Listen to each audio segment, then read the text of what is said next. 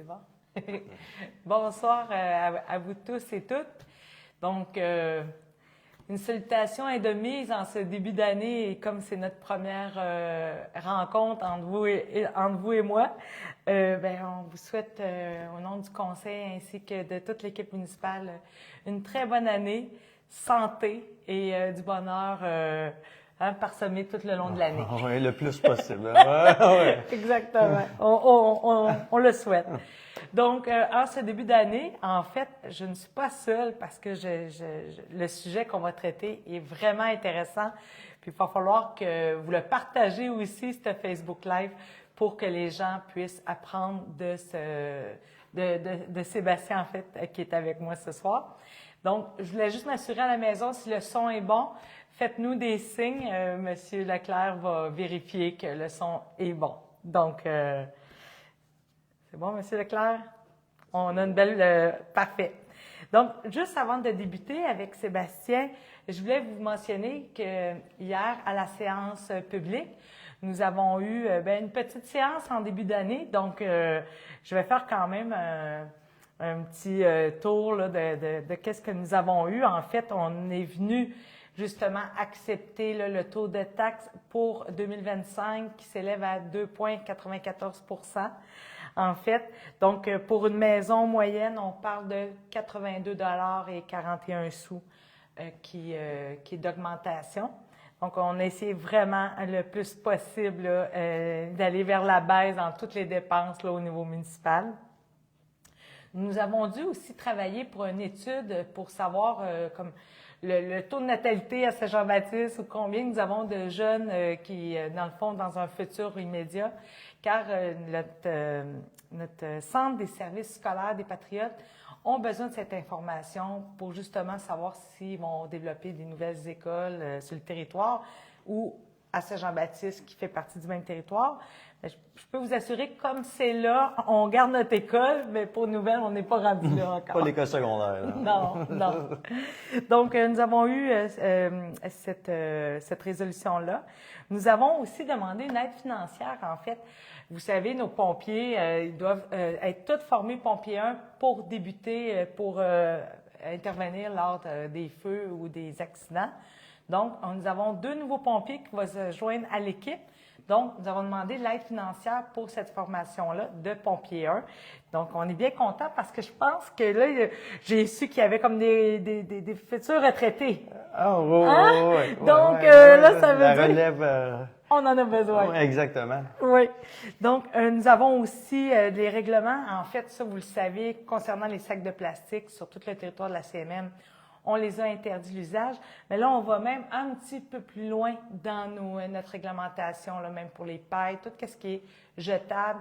Dans le fond, comme municipalité, on va travailler très fort à ce qu'il y ait le moins d'objets pour envoyer en l'enfouissement. On veut que ça se recycle ou que ça se composte. Donc, il y a aussi une résolution pour la reconnaissance de tous les organismes avec qui on traite dans la municipalité. Puis, ça ici, dans le fond, on les a adoptés pour avoir certaines gratuités de salle ou encore le travail de certains employés de la municipalité. Donc, comme je vous mentionnais, c'était une petite séance, fait que ça a super bien été. On sait qu'en février, ça va être encore plus plein comme ordre du jour. Donc, je voulais aussi vous mentionner que les membres du conseil ainsi que les gens qui sont venus durant la séance, on s'est levé parce que le mois de janvier, je ne sais pas si tu étais au courant, Sébastien, c'est le mois de la sensibilisation des maladies que les pompiers, qui se développent chez les pompiers. En fait, il y a 12 types de cancers que vous êtes plus exposés que tout autre travail.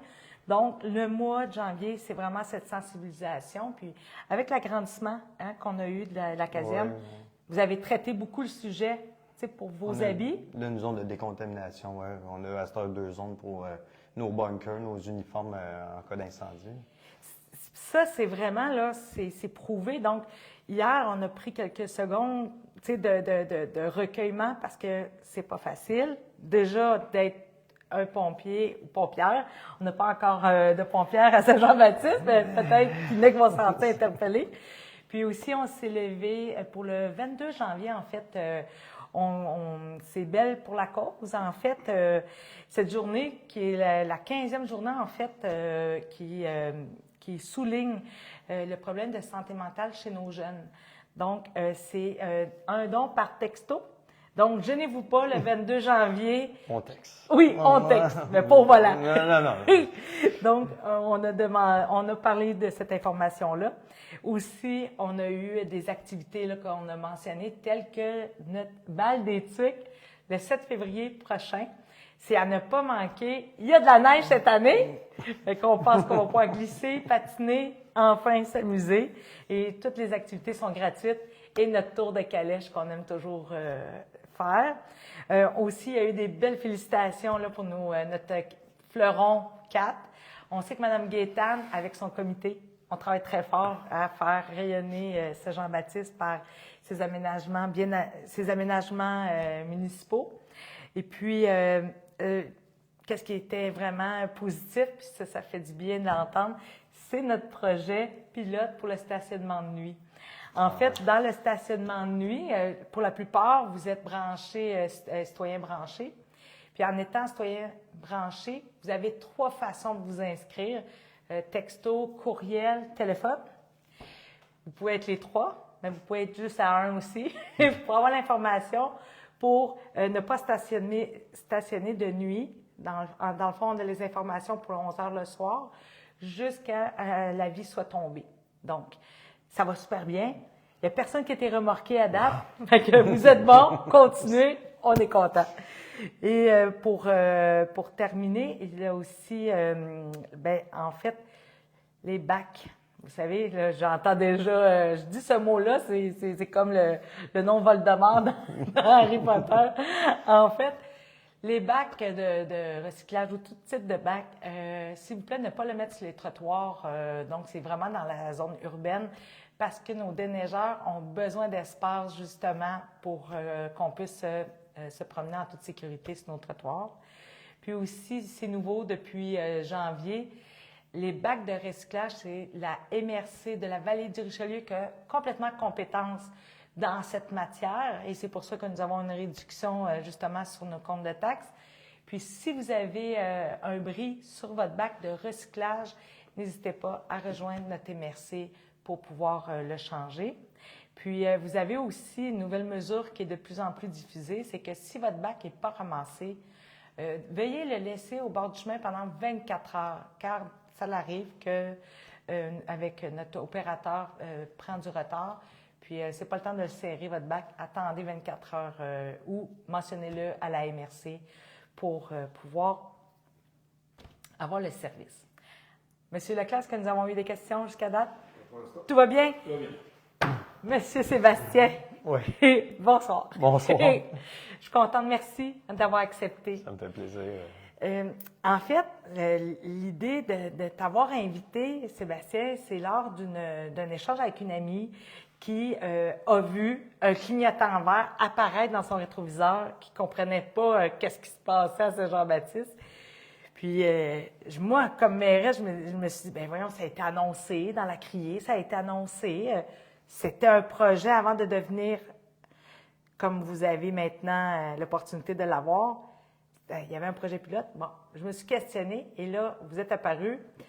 Lors d'une formation, j'ai pensé que c'était pertinent pour les citoyens et citoyennes de savoir qu'est-ce que c'est le clignotant vert. Mais si tu veux, on va commencer dès le début.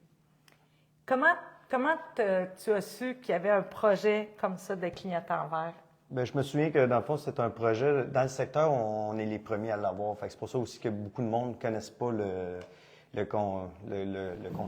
le contexte du gyrophare vert, si on est mieux.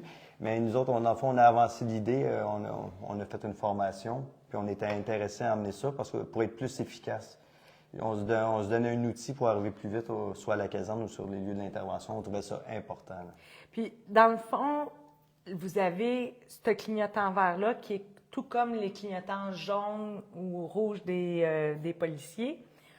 C'est pas que ça vous permet tout, hein? Non. Fait que, dans le fond, vous avez su qu'il y avait ce projet-là, que le ministère des Transports avait ce projet-là. Vous aviez présenté ça jadis au conseil municipal. Le conseil municipal n'était pas très sûr parce que c'était trop nouveau au Québec. Donc, vous êtes arrivé, puis je me souviens, tu avais des collègues avec toi aussi. Vous étiez venus lors de la séance. Puis là, vous avez informé justement vos supérieurs et tout ça pour pouvoir avoir ce projet-là.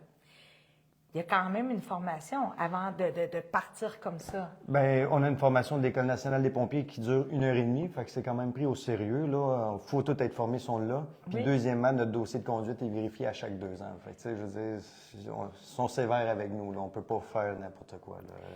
Parce que le clignotant vert, en fait, ne permet pas aux pompiers qui sont en appel, dans le fond, OK, je ne veux pas vous mélanger. Qu'est-ce qui arrive? Vous avez parce que là, j'ai juste le mot en anglais, un appel du 911 pour intervenir. Vous êtes tous, chacun, chez vous. Oui, bien c'est ça. Ici, on est 20 pompiers. Puis ici, on appelle ça une alerte générale. Ça veut dire qu'on reçoit tout l'appel en même temps. Puis à partir de là, bien, on peut se mettre disponible dans 10 minutes, soit ou non disponible. Parce que ça, vous savez, ça, je l'avais déjà dit lors d'un autre Facebook Live avec M. Pierre Hamel, qui est notre directeur du service incendie. Ils ont un temps de réponse qui est exigé par la sécurité publique. Puis en plus, nous, qu'est-ce que nous avons, c'est des pompiers volontaires. Donc, comme je mentionnais, ils sont tous chacun chez eux. Vous avez la chance d'intervenir, mais ça se peut que vous avez du trafic, que vous avez des gens, quand les campings sont ouverts, le trafic est plus dense. Quand l'école finit, quand vous avez aussi Olimel qui change d'heure, de changement d'heure. Donc, quand vous avez votre formation pour les clignotants verts, qu'est-ce que vous pouvez faire? Les deux options qu'on a qui sont légales avec le gyrophare vert, c'est qu'on peut rouler dans un accotement. Mais là, ici... Il n'y a pas beaucoup d'accotements. On ne prend pas vraiment la chance de faire ça. Puis on a le droit de stationner notre automobile sur les lieux d'une intervention. Votre automobile personnelle. Personnel, si le gyrophare vert est allumé, on se rend sur les lieux de l'intervention. Là, on a le droit de stationner. C'est les deux choses légalement qui vous permettent. Exactement. Donc, si vous êtes en chemin, vous voyez arriver un véhicule en arrière de vous qui a un clignotant vert. Qu'est-ce qu'ils peuvent faire? Bien, c'est le bon jugement, comme je pourrais dire. Là, c'est le plus possible nous céder le passage, dans le fond. Là. Essayer là, d'une façon sécuritaire aussi, là, pour pas qu'il y ait un deuxième accident, là, mais de se tasser ou de nous laisser le passage. Là. Un peu comme quand on voit une ambulance arriver ou on voit d'autres types de gyrophares. En fait, le vert, ça fait juste signaler comme quoi vous venez d'avoir un appel urgent, puis vous devez vous rendre à la caserne ou sur les lieux. Exactement. C'est bien ça? Oui. Puis, je sais que le clignotant vert comme tel n'est pas connu, mais comment qu'on peut faire l'information, la pédagogie? Parce que, comme je vous disais, moi, c'est une amie qui m'est arrivée avec ça, mais comment qu'on peut faire plus? Bien, je pense qu'à soir, ce qui est fait, en partant, c'est le premier pas, là, c'est d'informer sa population. Puis deuxièmement, bien, moi, je pense que c'est les réseaux sociaux, là, Facebook, ces choses-là, ça fait parler. Puis je pense que les communautés municipalités de Saint-Jean-Baptiste pas mal visionnées. Je vois des commentaires souvent. Fait je pense que le monde pourrait voir ça, s'informer. Puis d'en parler entre eux aussi, ceux qui nous écoutent ce soir, d'en parler avec leurs amis ou leur famille. Oui, puis je pense qu'on pourrait même dire d'en parler aux enfants. Parce que ça peut arriver durant les heures de classe, et puis ça peut arriver en arrière d'un autobus, ça peut arriver quand maman, papa vont porter les enfants à l'école, mais aussi quand eux traversent, parce que il y en a qui n'attendent pas la brigadière, ils traversent un peu plus loin. Donc, ça aussi, je pense que ce serait important d'en parler à nos enfants. Oui, oui, oui. C'est comme, tu sais, la sécurité pour tous. Exactement. Puis, en tant que pompier volontaire aussi, qu'est-ce que je trouverais intéressant que tu puisses partager? Parce que, comme je mentionnais, oui, le conseil municipal a adopté là, pour une prochaine formation qui va être payée par le ministère de la Sécurité publique pour nos futurs pompiers. On sait qu'il va y avoir des retraités bientôt. Quand vous avez commencé à être intéressé pompier, j'aimerais que vous puissiez parler de votre expérience parce que ça peut intéresser d'autres. Puis on le sait, vous êtes très dévoué, Sébastien. Vous en avez beaucoup. On l'a encore vu à la collecte de sang le 10 janvier dernier. Si vous pouvez en intéresser d'autres. Je vous laisse... Ben, en gros, m'a conté mon histoire. C'est moi, à partir de 10 ans, là, j'ai comme connu là, ce domaine-là, en visitant une caserne avec mes parents. Mais par après, là, j'avais vraiment tout fait de mes formations au secondaire, je m'entraînais. Tout allait bien, mais c'était contingenté. Fait qu'à partir de là, j'ai changé de branche. Mais en déménageant ici, ben, c'est là que j'ai vu l'opportunité en voyant l'offre d'emploi, puis gars, je m'ai lancé, puis c'est juste vraiment, moi je trippe. Puis qu'est-ce qui peut être, qu'est-ce qui est exigé, qu'est-ce qui est exigeant? J'aimerais que vous, parce qu'il faut démystifier, parce que c'est sûr qu'il y a des séries télévisées qui sont toujours plus, Ben oui. hein? Ben oui. Romancées, hein? Donc, qu'est-ce qui est exigé, puis qu'est-ce qui est exigeant? Tu sais, parce que là, je me souviens quand tu es arrivé, vous êtes plusieurs nouveaux qui est arrivé. Comment c'est la formation? Comment c'est le... Ben, la formation, premièrement, c'est environ 300 heures. Puis, c'est sur 1 an, 2 ans? nous autres, ça s'est donné, écoute, on a commencé en décembre, puis en juillet, on faisait notre dernier examen. Nous autres, ça a été vraiment là, intense. Mais nous autres, c'était il y a de la théorie, de la pratique, puis la théorie, c'était le mardi, jeudi soir, mais c'était à domicile. Fait que ça, je trouve que c'est comme l'idéal. Puis c'était une fin de semaine sur 2, mais ça, c'était intéressant parce qu'on faisait le tour des casernes dans le coin. Fait que, on pouvait aller à Marieville, autant Rougemont, Saint-Mathias, on visitait toutes les casernes. Fait que, puis je trouve que ça crée des beaux liens. Là, avec les autres avec aussi? Ici, puis on se connaît tous un peu. D'autres casernes? Exactement. Okay. Oui. J'ai trouvé ça intéressant. Puis une fois que vous avez été formé, comment ça a été d'arriver dans une équipe qui était là, qui est soudée déjà? Parce qu'on sait que ça fait longtemps qu'il y en a qui sont... Bien, moi, je vais parler pour notre service. Oui, là, mais on a été vraiment bien reçus. Puis, non, c'est une belle confrérie. Là, il y a du solide là-dedans. Puis, ils sont là pour nous apprendre. Puis, non, ça, je trouve que c'est un vraiment beau domaine. Parce que dans le fond, quand vous arrivez, vous êtes tout de suite sur le terrain. On est sur le terrain, mais tant ou aussi longtemps qu'on fait la formation, il y a des étapes. Okay. Quand tu commences, ben, premièrement, nous autres, c'est un casse-noir ici, ce qui veut dire que tu es apprend. Je savais pas. Oui, on a un casse-noir, fait que ça veut dire qu'on commence.